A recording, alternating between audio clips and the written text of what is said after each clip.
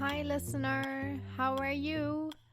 Welcome to the show. Welcome to Worlds Collide, the podcast where I talk to people who moved abroad and live abroad, or depending on the show, sometimes return to their home. I am your host, Victoria.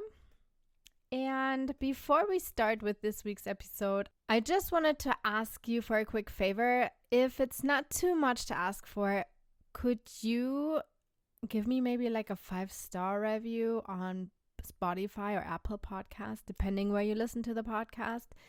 And even if you feel like it, you could write a little sentence why you like this show.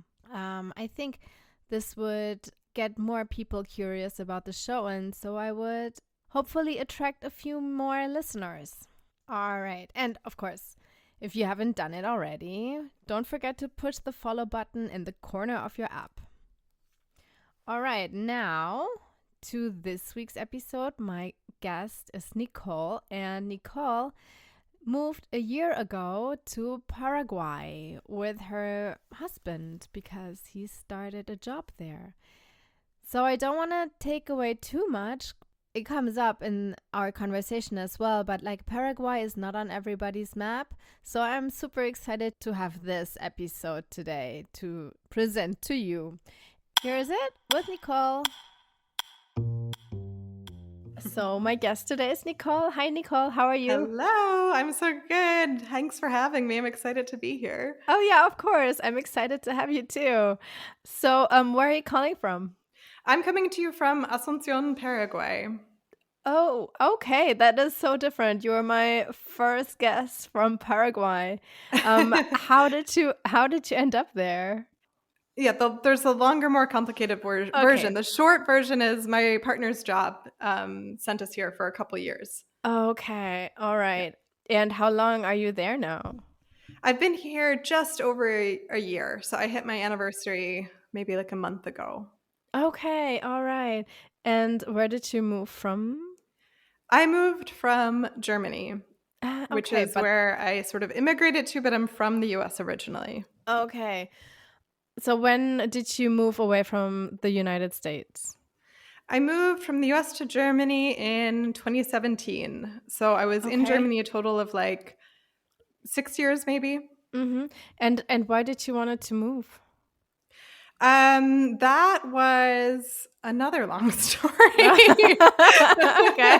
But again, the short version is more or less at the time I was finishing up grad school and I'd been in a long distance relationship with a guy in Germany for 2 years at that point. And yeah, I was going to move from where I was living anyway. And I mean, 2 years long distance with an ocean between you is kind of enough at some point. It is very far, yeah. Yeah, that was sort of the motivating factor. But I don't know. I always feel like, especially with a move like that, I don't know. It's not like I was really open to it. I wouldn't say I was like, oh no, I have to go to Germany to be with my boyfriend. It was like, cool, this is great. This works out on multiple levels. And so it was something I was really open to and interested in personally.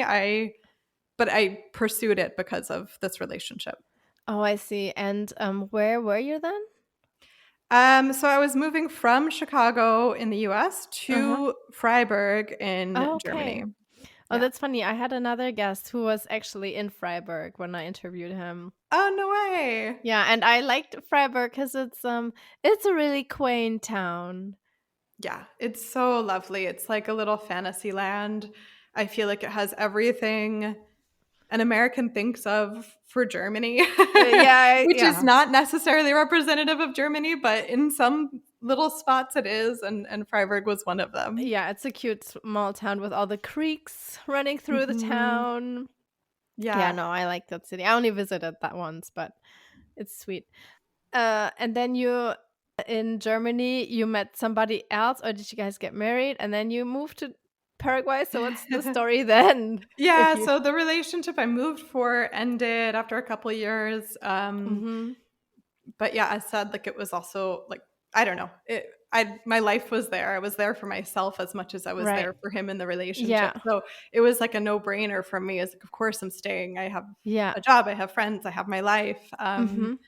So yeah, so then I was there on my own for a couple years. And then yeah, the last year of my life in Germany was a complete whirlwind. I I was dating at the time, and I was like kind of open to, I don't know, I just was open to see what the connection was with everyone that I was Mm-hmm. seeing. And so I go on a first date with this guy, and out of, completely unexpected, we totally click, and it starts getting, it's like very genuine, very serious. And I don't know, maybe like 1 or 2 weeks into it, he's like, so I might be moving to either China or Paraguay in like a year. Oh, um, okay. so as I said, the last year in Germany was kind of a whirlwind, because we went from that point to, yeah, we're married and living in Paraguay now. And Okay. All yeah, right. a lot of things happened in a short period of Okay. time. What does he do? He's a teacher. I feel like you would Okay. not expect this answer if you don't know the German school system, but as a tenured teacher in Germany, they have this option where you can do Auslandsschuldienst. So it's like Uh-huh. I don't know, you Like can teach abroad, yeah, basically. teacher brought. Mm-hmm. Yeah, but keep your German status and contract and Uh-huh. all of that. So yeah, it's interesting because, I mean, there's a ton of English speaking or even American schools abroad, and they operate in a very different way than the German system does. Mm-hmm. But for him, the reason he didn't even know where he was going is because you register yourself to a database and say, I'm a teacher, I Uh-huh. teach these subjects, I'm looking to go abroad. And schools from across the world just message you, being like, we want you, we want you, Ah. we want you. And yeah, so there was also like a really wild phase of a couple weeks or months of just like, oh yeah, so Turkey reached out today, or like Ethiopia reached Uh-huh. out, and like entertaining all of these possibilities. Yeah. And Yeah. I think, I don't know, I'm someone who I love, like, I'm always suffering from the fact that you only get one life. And so I'm like, Right. let's just Okay. try and live as many lives in one as we can. Mm-hmm. So that phase was like simultaneously amazing and totally overwhelming, because Okay. so many possibilities. And so why did you then decide on Paraguay? Yeah, so, well, first off, I mean, the most simple version is just he had an interview with the school principal and felt a good connection, and Okay. like it was just on a career level like a good Okay. choice. But of course, with so many options and other options within South America, it was an intentional choice. And I guess the thought process was basically like, especially for him, he really wanted to go to a Spanish speaking country because he spoke Okay. a little bit but wanted to like really Yeah. get fluent. And Paraguay is very isolated. So it's Mm-hmm. not like Santiago, Buenos Aires, where you can speak English all day long. His idea was like, okay, I'll really have to, to learn Spanish and integrate. So that was Uh-huh. one thing. And then also, it's right in the middle of South America. So it's super easy to, or I'll say it's strategically located for traveling the Uh-huh. continent. And then the Okay. last Yeah. piece is, I mean, it is a country that, I mean, some people have heard of it. Not everyone. Most people think Paraguay is Uruguay, or at least that the two are next to each other. So, and they're not. But like, Yeah.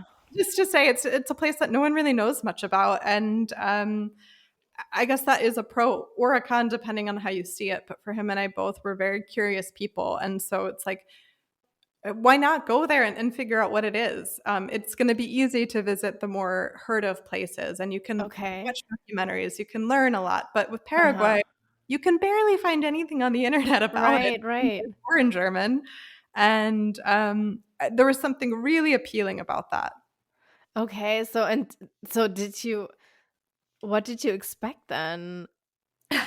Because like you could not really like figure out much. I would say I had little to no expectations because Okay. I had no idea. I think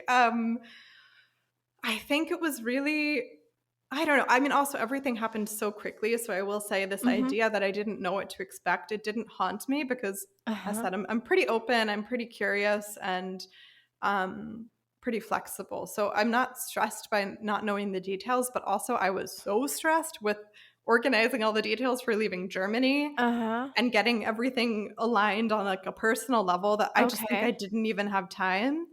But that, I mean, that was a huge thing. Like, honestly, the information you can find about Paraguay in English, you'll find a lot of like digital nomads or like financially minded people who are here to minimize their tax payments. Okay. In German, if you search in German, you'll find a lot of, especially at the time, a lot of people that were moving because they don't believe in vaccinations, and they had this idea in their mind that like Germany was forcing everyone to get vaccinated, and Paraguay, you can do anything. So there was a huge wave of migration in that, I guess, community, you could say. Oh, it's funny that you say this because like I a friend of mine, like it's a long time ago, but he told me that his grandparents, they also moved to Paraguay because they were part of a cult. So it kind of fits right in with the anti-vaxxers. Yeah. I mean, being here now, and I don't want to jump ahead, but the German presence in Paraguay is fascinating. Oh, And really? yes, there are absolutely cults, and yes, there are also cult adjacent organizations or groups. Oh, And also really? a bunch of normal people too. But like Yeah. it's wild. And for us, I mean, we were not moving for any of those reasons, not Yeah. for finances, not for vaccination issues. Like, Just for the job. Yeah. he's a biology teacher also, so Uh-huh. um Okay. I mean, I guess it doesn't go without saying, but like we were very pro-vaccine in this household, and Yeah. um, just like really opposing viewpoints, which is fine, except for the fact like the information that they were sharing was very specific and based on a very specific viewpoint that we do not share. So Uh-huh. not super helpful. I mean, a little bit. You could get like a sense of, oh, okay, this is a YouTube video of someone walking down a street talking about vaccinations, but at least I can look at the street and kind of get something from that, but Uh-huh. very little expectation. Okay. Okay, I see. Uh-huh. Yeah. And so where you are, is this oh God, I don't even know the capital city of Paraguay. It's Asunción. Yeah. It is. Okay. Yeah. So, how is it big? How is it? No, not really. Oh gosh, I did learn the numbers because like I'm mostly in a Uh-huh. German community here, and Germans need to know the numbers. Yeah. Okay, so But maybe that's why I need to know the number too. yeah. I'm like, German enough to know I should know this, and American enough to be like, I don't remember. But I think You're it's right. my guess. We'll have to fact check it, but my guess is around 1.5 million Oh, pretty big. technically. But realistically, in the city, it's like 7 or 800,000, Still pretty big. which is Okay. it's big, Yeah. but it's also very much like a small town feeling, I will say. Okay. Like a lot of people know each other, and you meet one person, you find out 3 other people in common, that kind of Uh-huh. a vibe. Okay. Your husband's work, did they help you settling in? Yes and no. Like on a technical level, there was financial support from through the job. Okay. And we're actually here on diplomatic status, so that helped Ooh, a lot with like paperwork. fancy. I know. I think it's kind of hilarious. Another thing that's hilarious on that note is I don't have a German passport because until the laws are changing, like they're changing as we speak, then I'll be Uh-huh. eligible to get one. But I'm a permanent resident of Germany because I would have had to give up my U.S. citizenship to Uh-huh. become German, and I wouldn't have done that. Yeah. So anyway, that's changing. In the future, hopefully I can be a dual passport holder. But at the time, or currently, I'm not, but I have a German diplomatic passport, which is Okay. in some ways a higher status than a Yeah, it normal. is. It So is. weird. And then on his, of course, it says his job, like he's a teacher. And on Uh-huh. mine, it says Frau, what is it? Frau des Lehrers. Wife Oh, of the teacher. really? Wife of the teacher. I find it hilarious. I mean, most people I'm interacting with around, and immigration controls they can't read German, and so it doesn't mean anything to them. But Right. I'm like, oh wow, look at me. Wife of the teacher. Okay. So yeah, anyway, all of that stuff does help a lot in terms of like the paperwork, and it's hard to get a bank account here, but he got one automatically. Uh-huh. I would say on an informal level, his colleagues are just super friendly and helpful, and so they were very Right. nice and like would always hop on phone calls with us and explain what we maybe, answer our questions, answer the Okay. questions we didn't know we needed to ask, and all that kind of stuff. But formally, we were responsible for moving our stuff, finding housing, all that Okay. kind of stuff. How long did it take? Well, the housing stuff is so easy. I mean, Paraguay there's a lot of development happening here, and Mm-hmm. not a proportionate amount of people living here. So Uh-huh. there are a lot of empty houses, apartments, Okay. whatever. So he arrived mid-January, and I think within a week or 10 days was living in our place, which he Okay. found and moved into already. So that was really quick. The stuff we did ship some of our stuff Mm-hmm. from Germany, and that took 6 months, which was much Oh, longer wow. than we were expecting. And Right. that was pretty tricky, but I mean, okay, it worked out in the end. Yeah. So yeah, I mean, settling in was quite a long process, and we didn't ship like a whole house of furniture. We just shipped. Mm. Well, so we're both migrants to Germany. He's not originally from Germany either. Uh-huh. So we don't have family to just like leave our stuff with, So Okay. when we were Right, leaving right. Germany, we had to really think like, okay, there's like maybe 3 boxes I can squeeze in at a friend's house. But beyond that, Mm. if I want anything in my life after this year, I need to ship it. So we shipped small things. And then furnishing a house, I mean, I think that's something that's confusing for any person who's not from a country, like figuring out what stores to go Yeah, to yeah, and where are the good deals, bad yeah. deals, all that. So that's kind of ongoing. I mean, here it's always IKEA, Yeah, exactly. There it's a bit more Yeah, straightforward. yeah. Yeah. And so when you like rent a house, was it completely empty?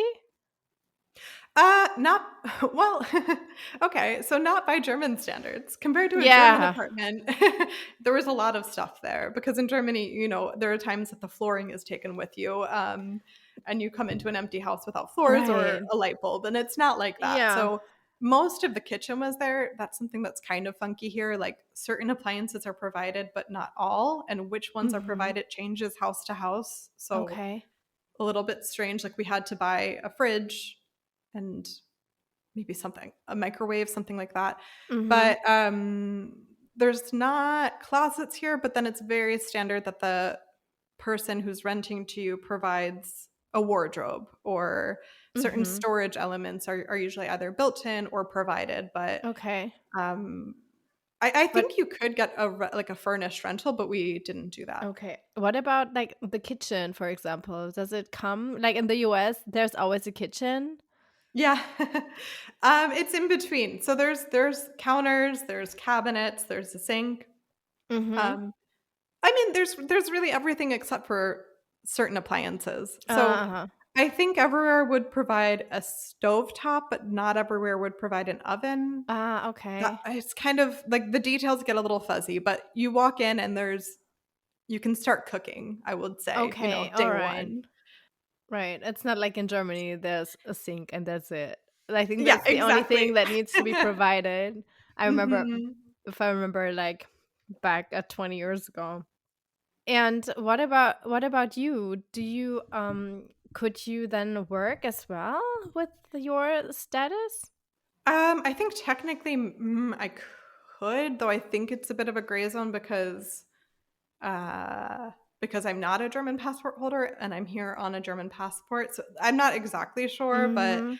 I just kind of skipped the whole ordeal. And so normally I work as a librarian. That's my Ah, okay. profession, which is like the least transportable job, or one of the least Right. transportable jobs. So Yeah. it was a whole ordeal getting to Germany and like learning the language enough that I could work that job, because it's a job Yeah. where you need kind of a high level of at least understanding, like listening skills, and a pretty high level of spoken skills. So yeah, anyway, that was a whole other thing. But then coming here, it was like, first off, I put myself through a lot to make it work in Germany, and it's not healthy for me to keep doing that everywhere I Mhm. move. Yeah. And then second off, Paraguay, it's not a rich country. It doesn't have a library system. I It see. has a couple libraries.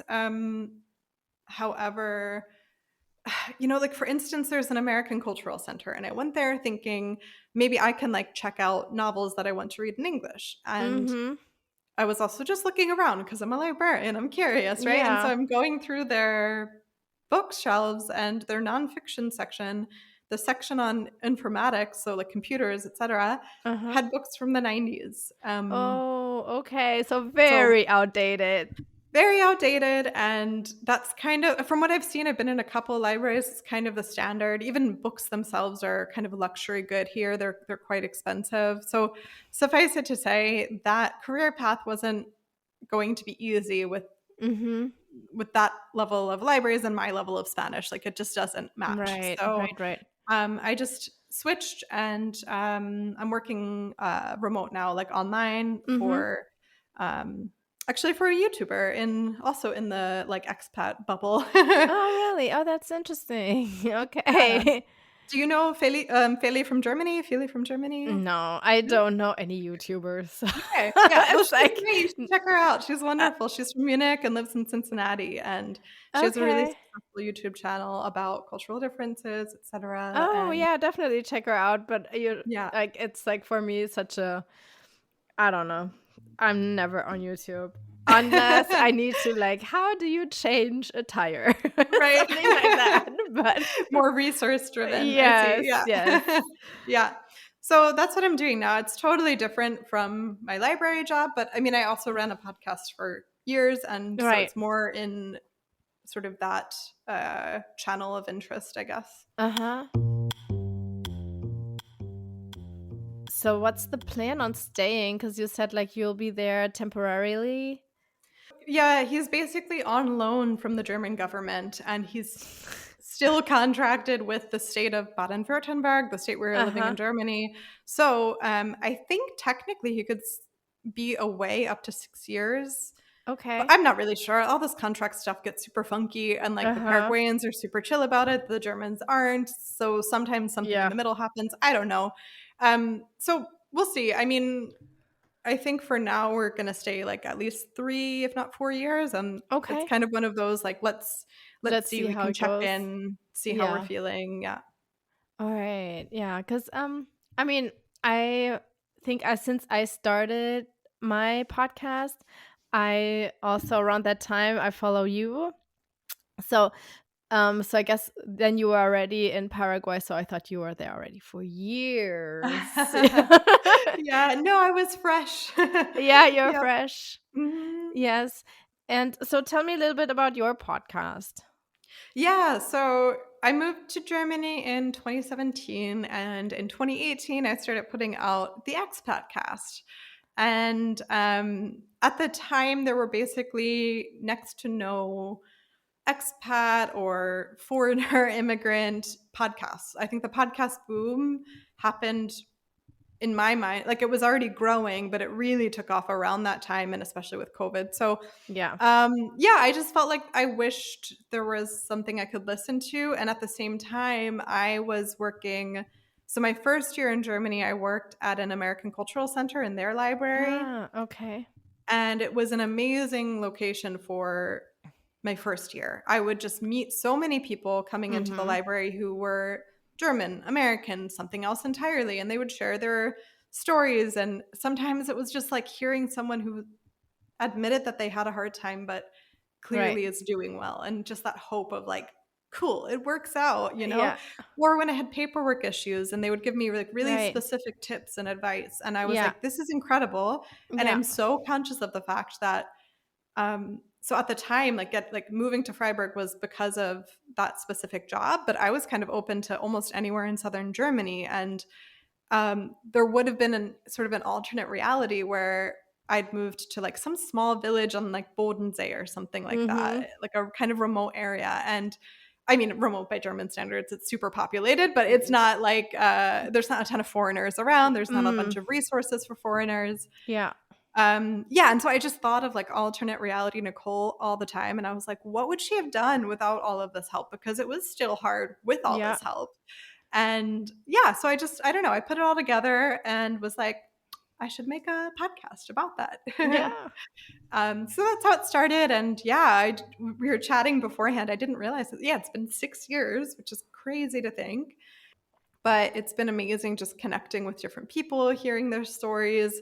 I think I pretty quickly shifted from, at the beginning, I wanted to like give concrete resources. I think it was like librarian mind coming out, you know? Yeah. Um, and over time, I realized, you know, the most irreplaceable thing is deeper conversations about the harder Yeah. times, you know? And you can make friends abroad, you can make friends as an adult, but it might take time before you feel comfortable being like, oh my God, I feel so guilty that I live so far from my parents. Like, I'm not going to share that heavy thought with a stranger unless Yeah. maybe I would, but not always. And sometimes I just needed to feel connection with someone else on those topics. So Mm-hmm. I found with the podcast, I was lucky enough to find a lot of people willing to talk to me about what were their struggles, and let's just talk Yeah. about it. And then other people can listen um, and know that this is also part of the experience. Yeah.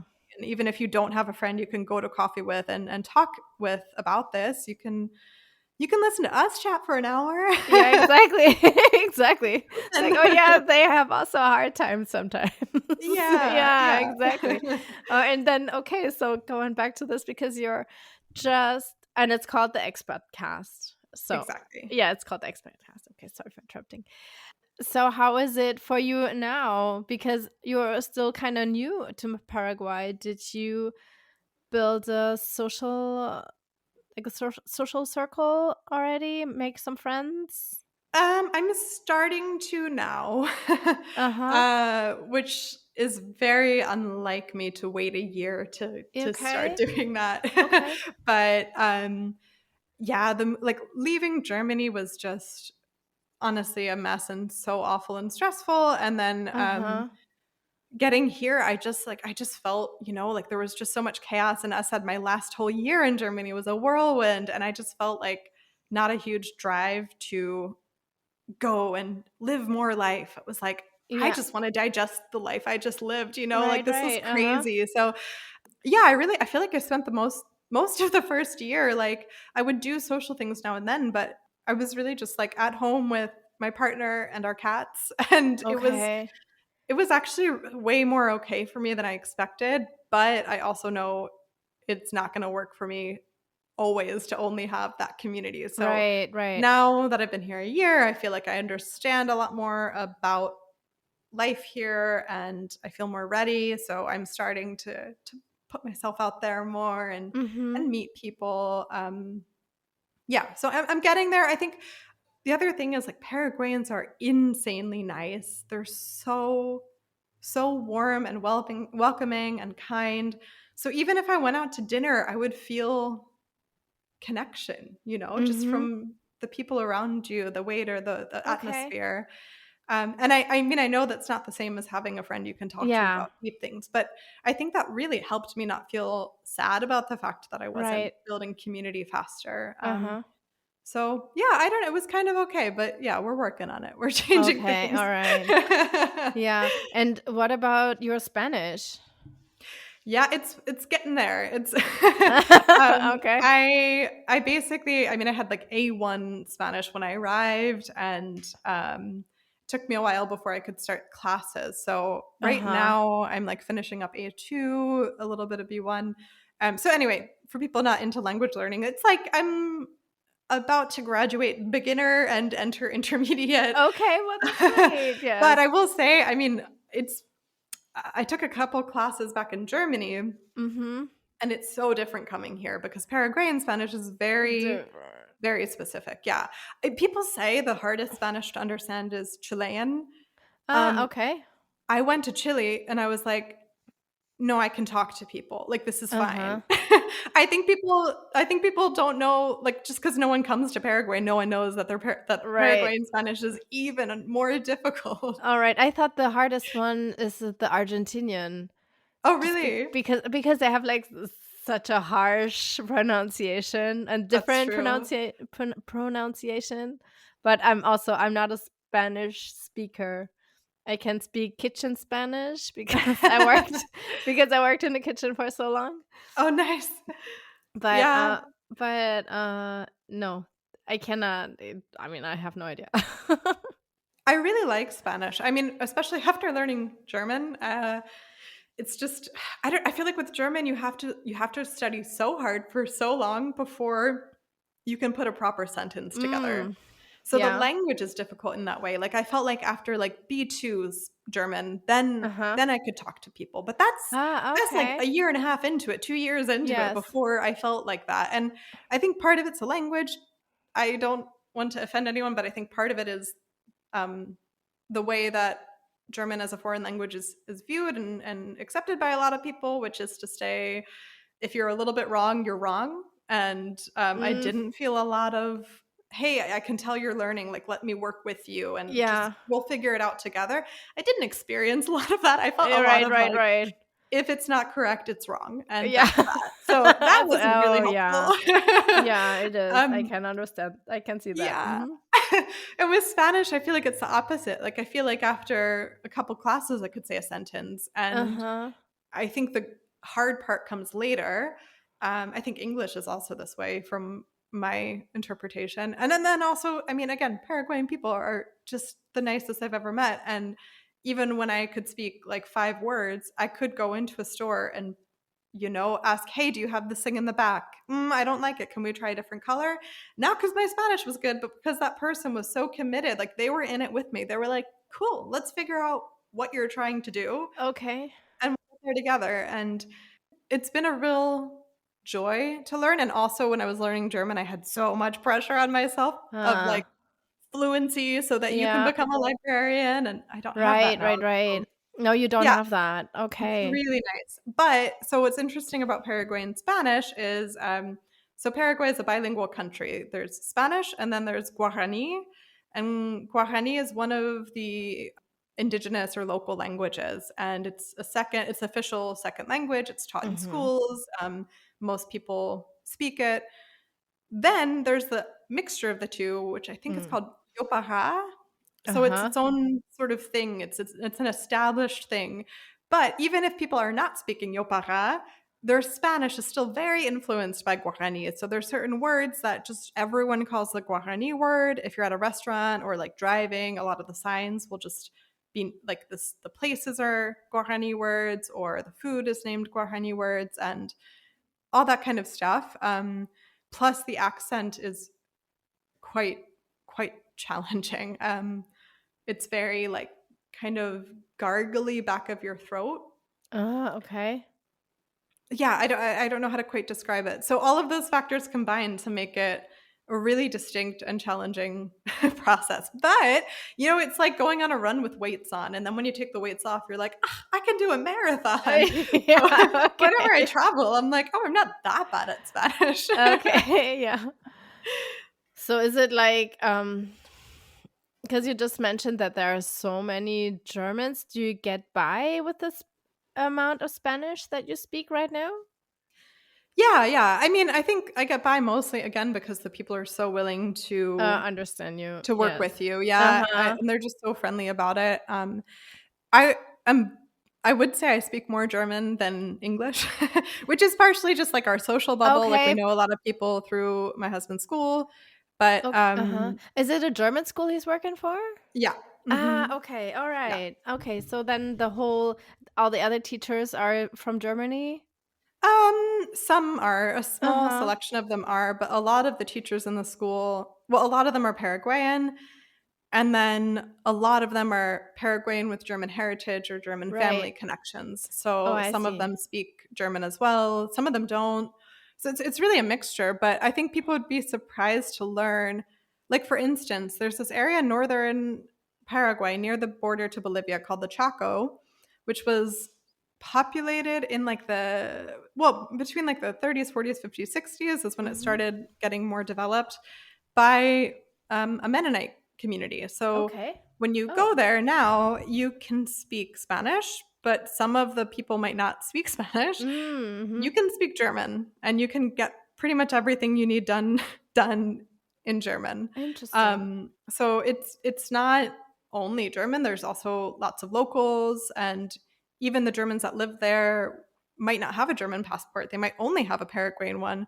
but they also might not speak Spanish. They might only speak German, or they might speak both. It's a huge mixture. But point being, I mean, I never would have expected, but I mean, I organized a pretty complicated journey for my friend and I through this area over to Bolivia. And we couldn't have done it if I didn't speak German. I mean, we did all Oh, of the really? organization in German. Yeah. Oh, Yeah. wow. I had no idea.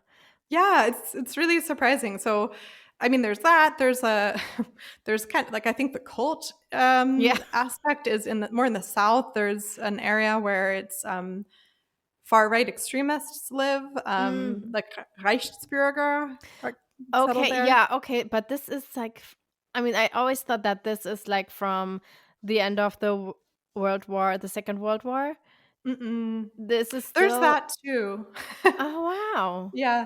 And even the Oh, Second World War stuff, I mean, some people after World War II fled here, but I uh-huh. think that was more like Brazil and Argentina. I mean, again, Mm. also Paraguay, but there was also migration pre-World Wars, but during the Nazi era. So people who were already like, we need New Germany and we're going to go make it Oh, in God. Paraguay. I don't know why. Mm.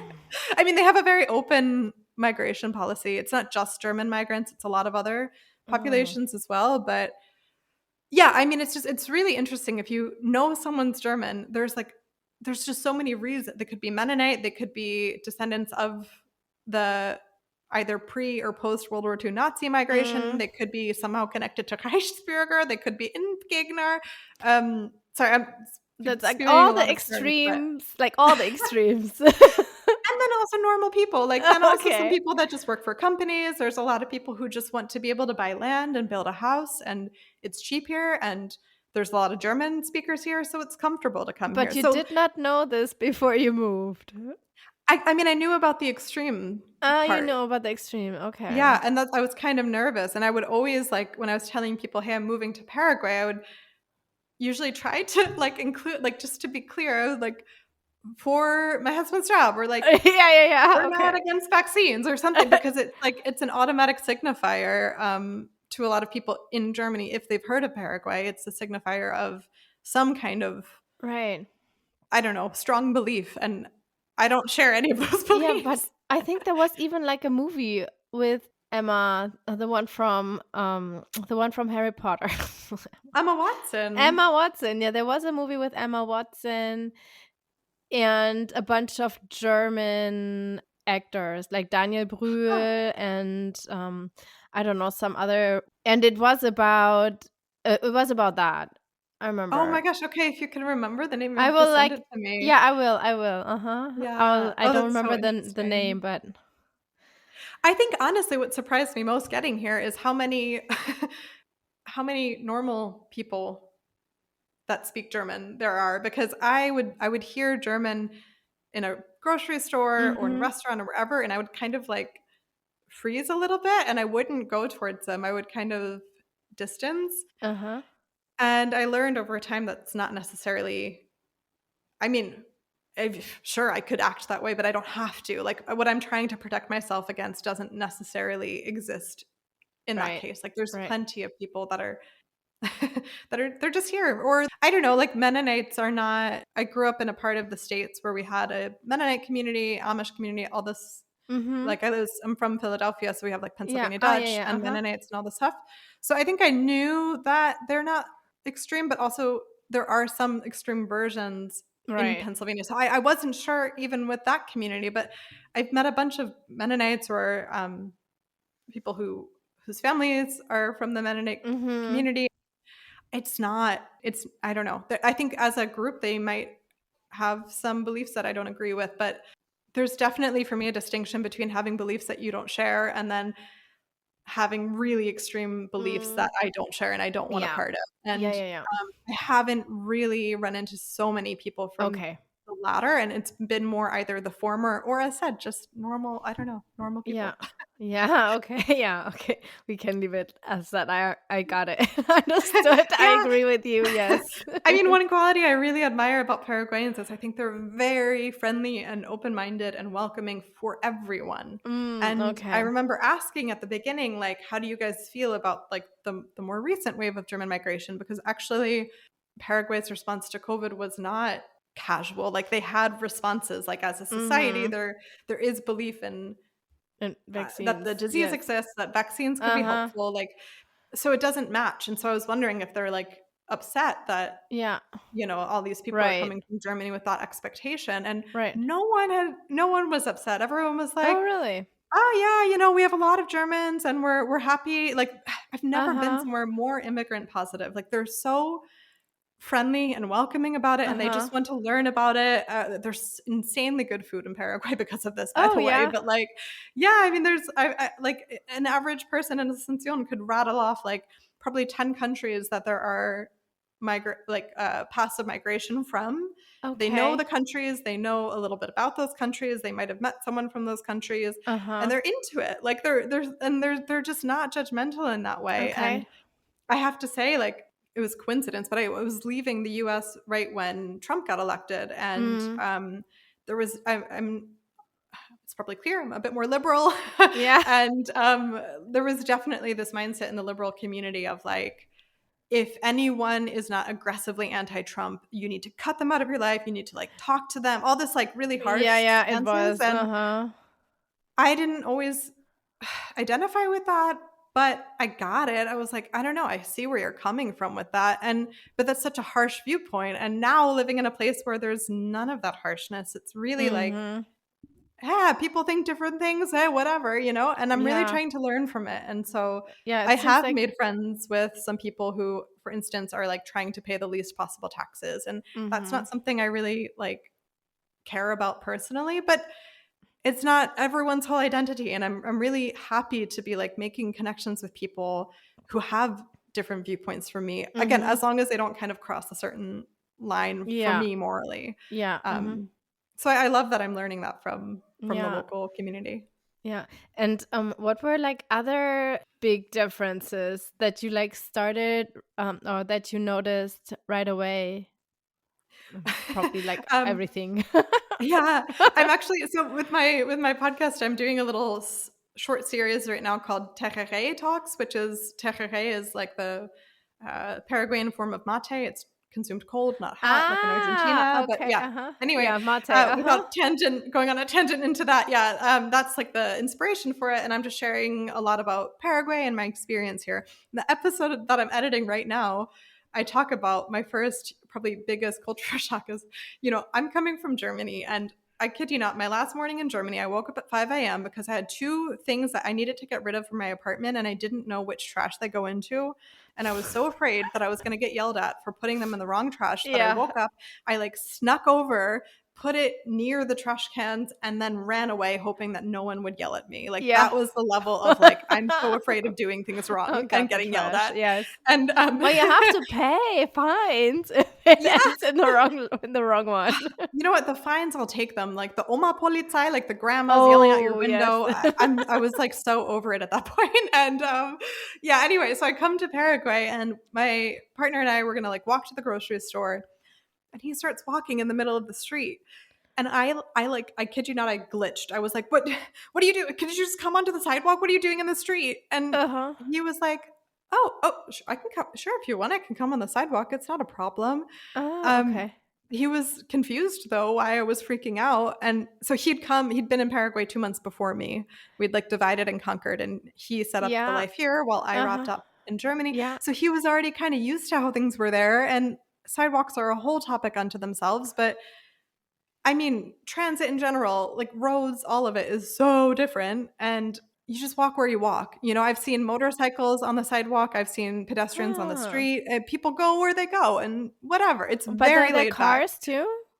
There are cars. Yeah, the cars mostly stay on the street, though sometimes they would go on the sidewalk. Okay. But it's just so different. And I remember like in that moment, I was like, wow, I'm not someone who really cares if you walk on the street or the sidewalk. I don't care at all. But I was so in the German mentality that I totally freaked out, and that was just a huge culture shock. You have to follow the rules, yeah.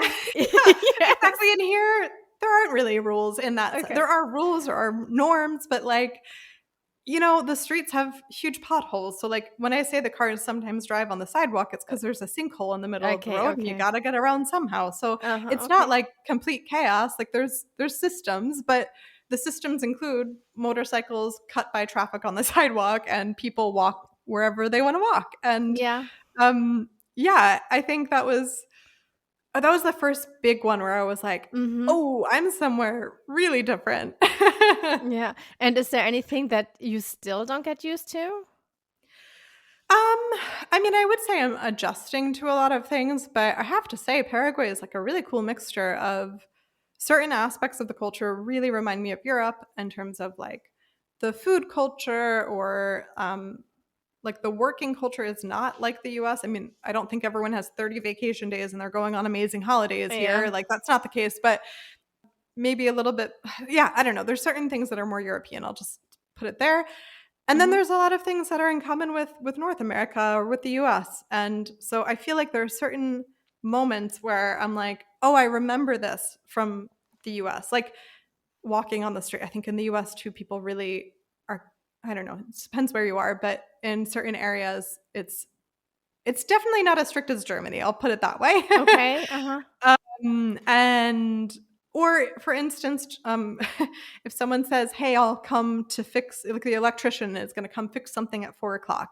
In Germany, you better be home by 3:55. You got to be ready because they're coming at 4.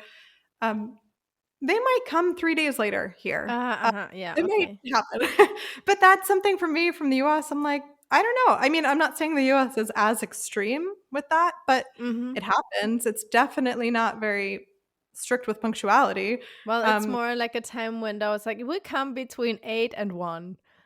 And Yeah, then and it's by like, that okay. And then they come at 12:30. And then it's like, okay, I just waited 4 yeah, or hours. 3:30, Yeah. like, it's just anything could Yeah. happen, But they come in and the same day. yeah, that's true, and here it might be a couple days later, so, again, Mm. it's not one to one, but it's like, "Oh, no, I remember this, like, mindset shift, and I know Mm-hmm. how to adjust because I've lived it, a version of it," you know? So, I Yeah. think a lot of things, it's just getting used to that, and, like, I mean, this thing with the appointments happens a lot, and I think it's just the adjustment of like, okay, well then we also don't have to cancel all our plans and be home at 4 o'clock. Like if Yeah. we're out grocery shopping and it takes till 4:30, I'm not going to stress because Okay. he's not going to be waiting at the door, like, Yeah. and if he is, then we'll just be like, oh, sorry, we'll be there in 15 minutes. Mm. And he's not going to be mad. Like Yeah.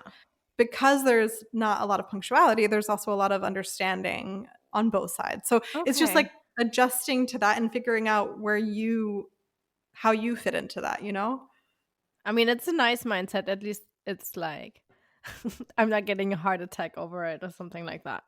Yeah, yeah, I've definitely encountered people who are still trying to have a very punctual viewpoint of things, and Uh-huh. they get frustrated a lot, and I'm I like, mean, "Yeah, I okay." think I hate being late. I don't know. I just maybe that's the German in me, maybe, but I'm like I'm so stressed when I'm not leaving at the right time, and usually Mm. I'm 99% I'm like I'm on time or like I'm even 5 minutes earlier.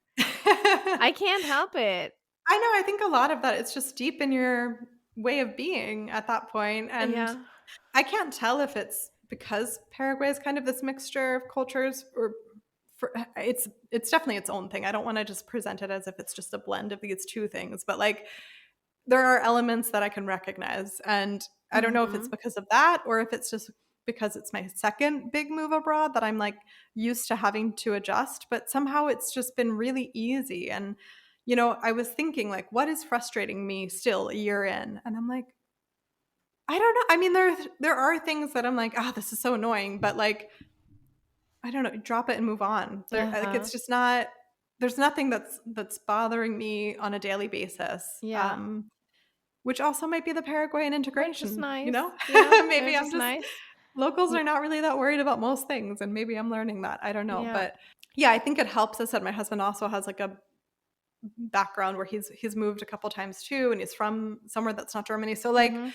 I think it's been really cool for both of us to embrace that flexibility Yeah. after a long time of just being just in Germany, which is a less flexible country in general. And then Yeah. also just like anytime you're somewhere for a long time, it's you just get into the routine. So yeah, Yeah. it's been kind of a nice change of pace. Like, and I think I've said so many positive things so far about Paraguay and the people here. And it's just true. Like, I think all of these differences, I'm like, I just want to learn from you. I want to try it your way, and it might not work for me. There might be parts of me that are like what you're saying with time, like you just can't get used to showing up late. Like, Yeah. and I'm sure there's stuff for me where it's like, I can't change that part of me, but Yeah. I just want to try. I want to see. I think everyone here is extremely happy, and I would like to also be extremely happy. So Yeah, I'm yeah, like, yeah. Of show me course. what you're doing. But I will say the driving is crazy. I think this is like across a lot of Latin America. Paraguay is not as bad as a lot of other capitals that I've been to in Latin America, but traffic and driving styles and all of that is still I mean, I don't want to learn to be a Paraguayan driver. Let's put it that Okay. way. I don't. I think they're really good because they're like they know the dimensions of their car to the millimeter, so they don't they don't get in a ton of accidents. But the driving is just really way more risky than I would feel Yeah. comfortable. Okay. Okay. So that's maybe one area where I'm like, oof, I'm learning Uh-huh. enough to like that I can drive and it's not an issue, but I don't want to, I can't start driving like that and then move back to Germany in 3 Right. years. Right. You'll be Yeah, out of your driver's license right away. exactly. Yeah. And so it's a second move abroad. And is there still some things that you miss? I mean, do you even miss like still things from the US, or do you miss things from Germany, or have you learned like that you don't care about certain things? Yeah, I think I don't care about a lot of things. But there's definitely stuff I miss. Like, I don't know. I mean, I feel like in Germany, I just love how cities are structured. You know, you can be in the smallest village and it's going to be a consolidated area of housing and then large open spaces of nature. And it's going to be accessible. There's going to be nice paths you can walk down. And I've always loved that. And I miss that. You know, it's not that way here. It's not that way in the US. And I took advantage of it. Like that was a part of my daily life and it's completely gone and it's not something that you can replace. You know, I can go to a park here, but that's not the same as Yeah. leaving my house and like jogging up a vineyard, you know? Like, Right.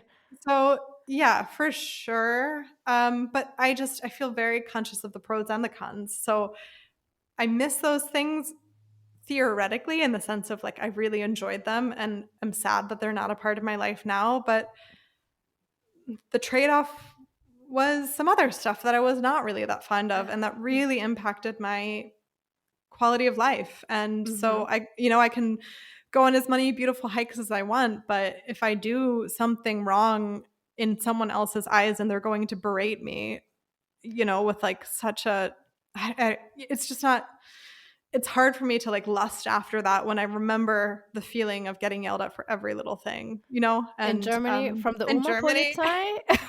exactly. Yeah. Wow. And it's not Oh, everyone. no. It's like there are plenty. I mean, it's a minority of people that really go out of their way to like verbally assault strangers, Oh but my it God. exists and it's like it's very accepted. And I didn't like it. I think other people are more okay with it, and I was okay with it for a while, but I got to a point where I was no longer okay with it. So Yeah.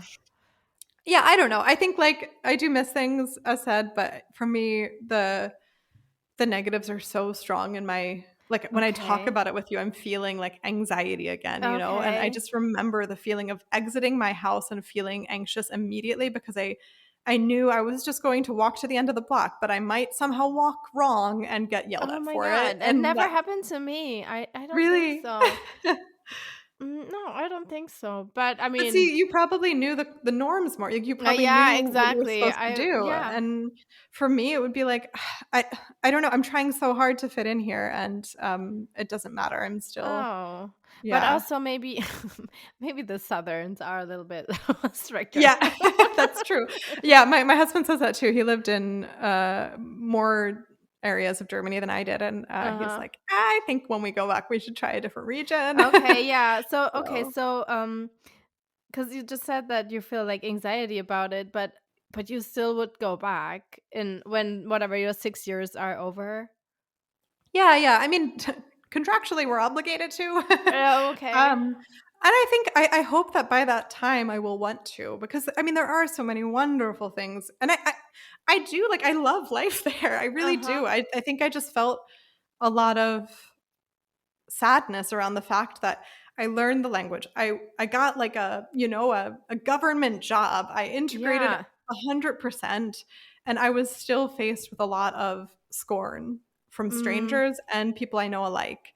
And this lack of acceptance, like, and there, it felt to me like what they wanted was for me to have been born and raised in Germany. And I was like, well, I can't change that. Like, yeah. I am here now. I'm doing what I can, but I can't, if that's your goal for me, I'm never going to meet it. And Yeah. yeah, so I don't know if it's going to change. By the time I go back, I'll have a passport. Maybe that will help me feel more accepted in society.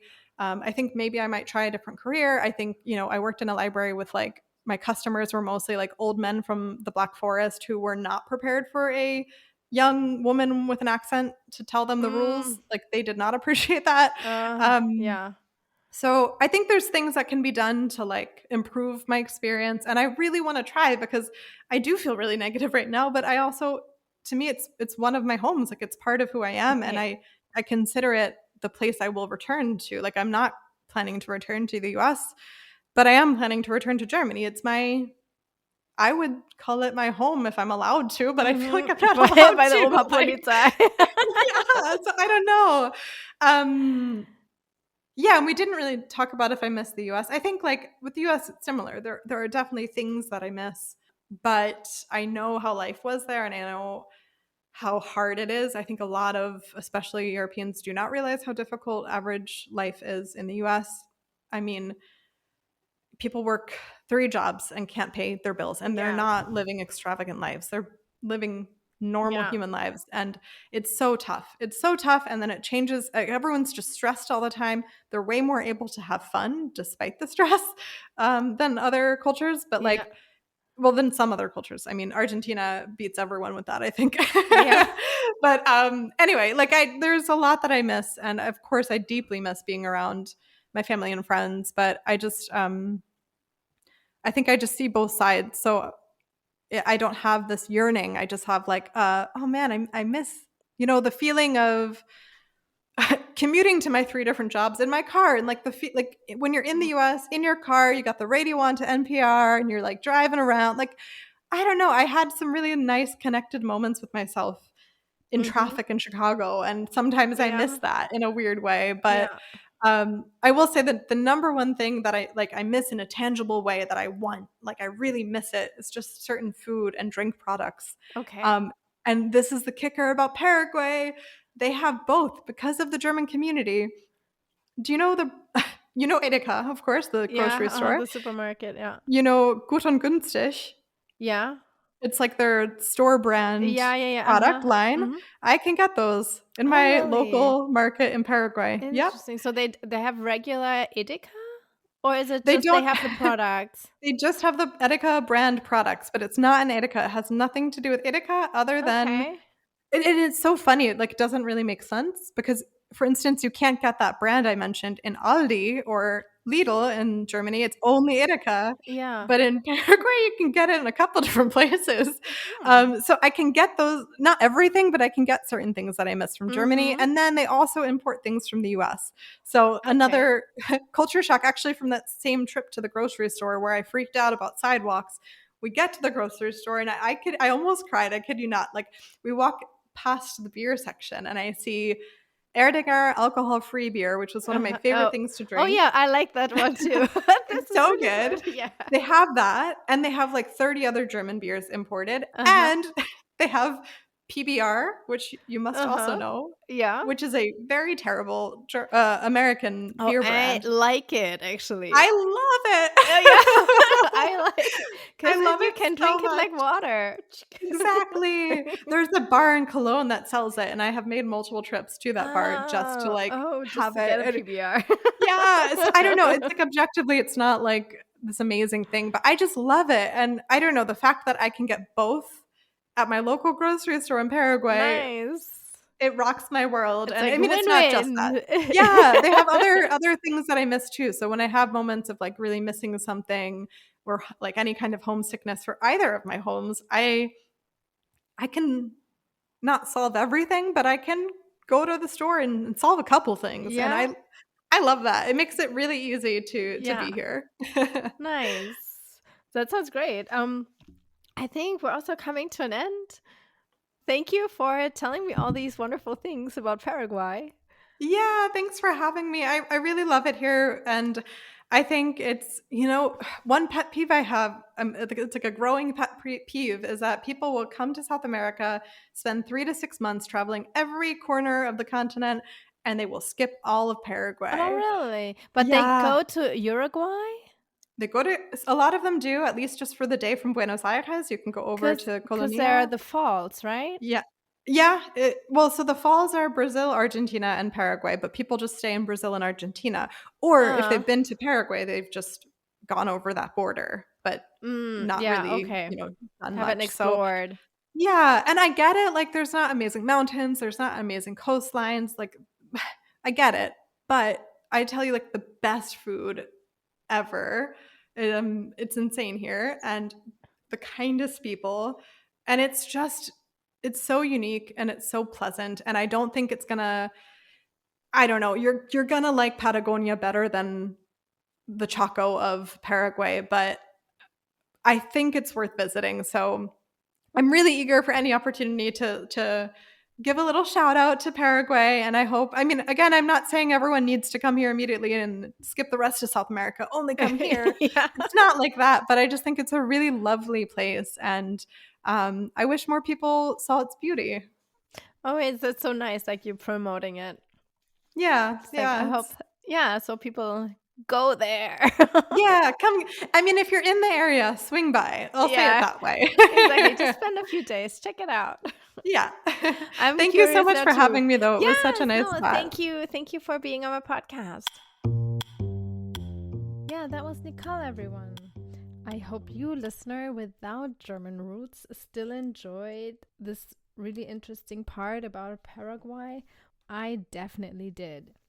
And we have mentioned it a little bit. Nicole's podcast is called The Expat Cast, and you will find a link to this in my show notes. And there you can learn a lot more about Paraguay. Well, she's doing it for 6 years, so you have a lot of episodes that you can binge. And they are about moving abroad in general, not just Paraguay. So definitely go and check it out. And I also just wanted to explain Oma Polizei real quick, which is like a German saying for, just imagining an old lady sitting at her window and staring outside and is just waiting for you to go outside so she can watch what you're doing and watch that you are not doing anything wrong. And if you do, just don't dare to do anything wrong, right? But if you do, you will get a mean comment about it. Yeah, that is Oma Polizei explained. Yes, so the movie I was talking about with Emma Watson and Daniel Brühl. Sorry, Emma Watson, that I didn't remember your last name. Sorry, all Harry Potter fans out there. The movie I was talking about is called The Colony and is not playing in Paraguay, but it is playing in Chile. Check it out if you want. Yeah, so that was it for this week's episode. Thank you so much for tuning in for another episode. Until then, bye.